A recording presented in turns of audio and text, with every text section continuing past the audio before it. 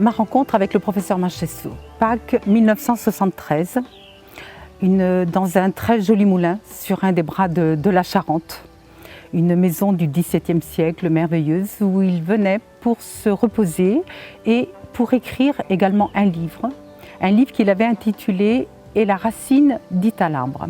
J'ai connu Marchesso, j'ai eu la chance de connaître Marchesso dès ma naissance, puisqu'en effet il a sauvé mon père dans les années 40, c'est-à-dire avant ma naissance. Et quand mes parents ont eu des enfants, ils ont voulu leur donner un maximum de potentiel au niveau de leur santé. Donc il est vrai que j'ai eu la chance de ne pas connaître la vaccination, j'ai eu la chance de ne pas connaître la médication, j'ai eu la chance de connaître très peu la maladie et de savoir quoi faire lorsqu'elle était installée là.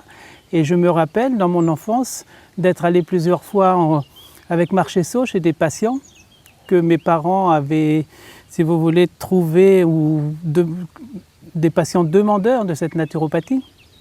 Et j'ai eu la chance de connaître et de me rappeler de certaines guérisons avec des malades qui étaient condamnés pour des maladies relativement graves il y a déjà 40 ou 50 ans. Les premiers souvenirs de M. Marchesso, c'était assez comique en fait, puisque à chaque fois qu'il venait à la maison, vu qu'on était en bonne santé, qu'on était vraiment des bébés naturaux, il nous faisait faire à moi et ma sœur en fait systématiquement des exercices.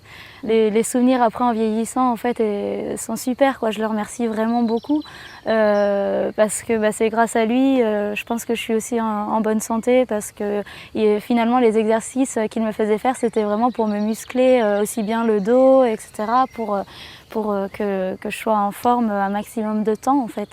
Du coup c'est ce qui m'a donné après l'envie. Moi j'étais tout le temps dehors en train de faire des acrobaties, la roue, le pont, les rondades, etc.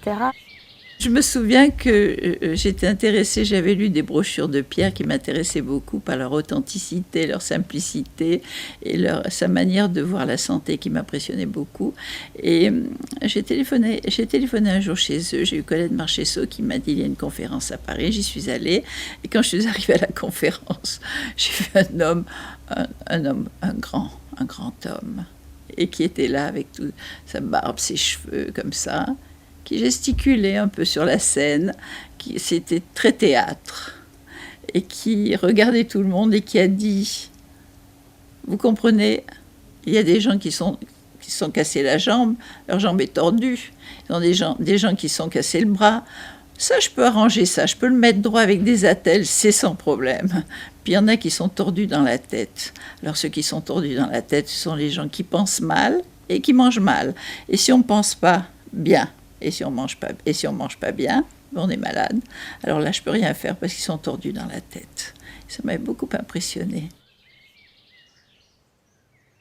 Je me rappelle de cet homme qui avait un pouvoir, un charisme immense, qui avait une connaissance phénoménale, qui était un homme de synthèse hors norme. Et toutes ces consultations que j'ai vécues à travers lui quand j'étais enfant m'ont marqué à tout jamais, c'est une évidence. Nous réclamons en particulier que soit modifié le texte de loi sur l'exercice illégal de la médecine qui date de l'occupation, qui confère l'exclusivité des soins à une corporation, entre parenthèses médicale, ce que les législateurs de la Révolution de 89 avaient supprimé et qui crée une véritable dictature d'État dans un domaine scientifique, entre parenthèses, la médecine. Personnellement, je me suis élevé contre cette tendance à donner aux médecins une priorité qu'ils ne méritent pas, à savoir un pouvoir qu'ils ne devraient pas avoir. Ils décident, c'est un peu un juge d'instruction pour la santé. Ils décident de tout et on ne discute plus, même si on a été victime du système. Mieux vaut mourir hors des règles que mourir dans les règles. Vous êtes bien de cet avis.